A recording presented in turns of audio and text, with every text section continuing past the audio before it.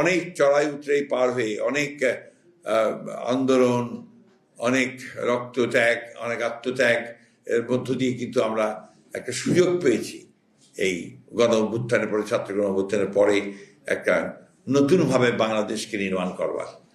এবং আপনারা ইতিমধ্যে দেখেছেন যে বর্তমান যে অন্তর্বর্তীকালীন সরকার আছে ডক্টর মোহাম্মদ ইউনূসের নেতৃত্বে, সেই সরকারের অধীনে অনেকগুলো আপনার সংস্কার কমিশন তৈরি করে, 6টা প্রায় করার মধ্য দিয়ে আমরা একটা সনদ, সংস্কারের সনদ আমরা স্বাক্ষর করেছি।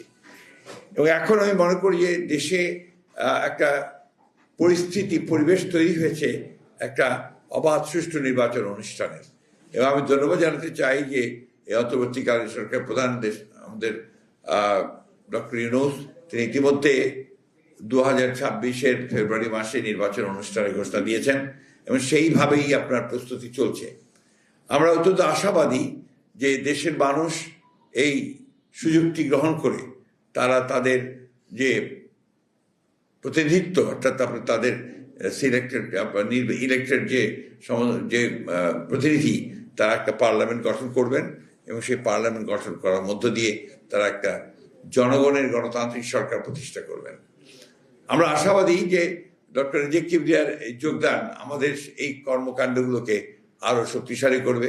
আপনারা জানেন ইতিমধ্যেই বিএনপি আমাদের ভারপ্রাপ্ত চেয়ারম্যান তারেক রহমানের নেতৃত্বে আমরা অনেকগুলো কর্মসূচি ঘোষণা করেছি এবং আমরা সবচেয়ে বড় জিনিস হচ্ছে যেটা যে আমরা তার নেতৃত্বেই এই আন্দোলন করেছি দীর্ঘ 15 বছর, এবং আমরা আগামীতে তার নেতৃত্বেই বাংলাদেশে জনগণ যদি আমাদেরকে সমর্থন করে, আমরা বাংলাদেশের সত্যিকার অর্থেই একটা গণতান্ত্রিক, অর্থনৈতিক দিক দিয়ে সমৃদ্ধ একটা রাষ্ট্র নির্মাণ করতে চাই। সেই রাষ্ট্র নির্মাণের অতীত অভিজ্ঞতা আমাদের রয়েছে।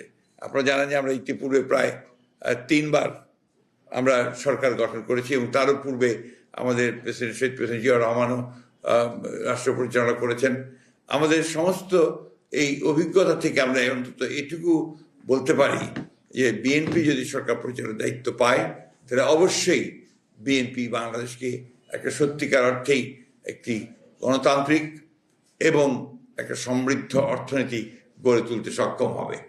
আমরা ডক্টর রিজেক কিবরিয়াকে স্বাগত জানাচ্ছি এবং আশা করছি যে ডক্টর রিজেক কিবরিয়ার যোগদান শুধু তার এলাকা না, নির্বাচনী এলাকা নয়, সারা বাংলাদেশেই একটা প্রভাব বিস্তার করবে এবং তিনি তার মেধা, দক্ষতা দিয়ে এই যে কর্মসূচি আমরা গ্রহণ করেছি, 31 দফা কর্মসূচি, সেই কর্মসূচির ভিত্তিতে বাংলাদেশকে নির্মাণ করার ক্ষেত্রে তিনি তার ভূমিকা রাখতে পারবেন।